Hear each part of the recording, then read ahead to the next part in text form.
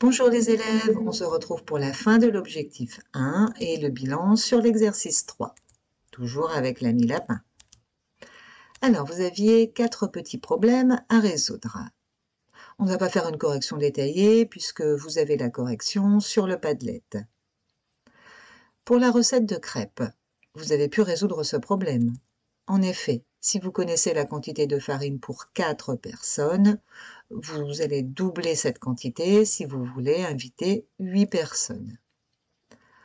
Pour la vie des animaux, c'est pas parce que je connais la masse de Modus à 1 an que je saurai combien il pèse à 5 ans. Il se peut qu'il mange beaucoup de croquettes, pas beaucoup de croquettes, qu'il dévore les oiseaux du jardin. Ah bah tiens, justement, voilà Modus. Je vous présente Modus. Allez, oust Modus.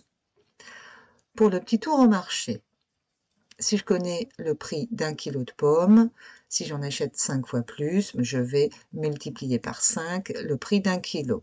De la même façon, je multiplierai par 7 le prix d'1 kilo pour savoir combien je paierai pour 7 kilos de pommes. Pour le sport avec Tony Parker. C'est pas parce que Tony Parker est très bon au basket que si je connais le nombre de points marqués en 36 minutes, je pourrais trouver le nombre de points marqués en 18 minutes ou en 1 minute. Conclusion. Dans la vie courante, il y a 2 sortes de problèmes. Ceux qu'on peut résoudre, comme la recette de crêpes, le petit tour au marché, et ceux qu'on ne peut pas résoudre, la vie des animaux, un peu de sport.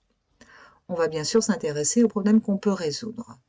Dans ces 2 petits problèmes, à chaque fois, on a appliqué le même raisonnement. Si je multiplie par exemple par 2 la quantité d'une grandeur, la quantité de l'autre grandeur sera aussi multipliée par 2. De même, si je divise par 2, par 3, par 4 la quantité d'une grandeur, l'autre grandeur sera divisée par 2, par 3 ou par 4. Eh bien, ces petits problèmes, quand je peux appliquer ce petit raisonnement, sont des situations de proportionnalité. Donc, on résume.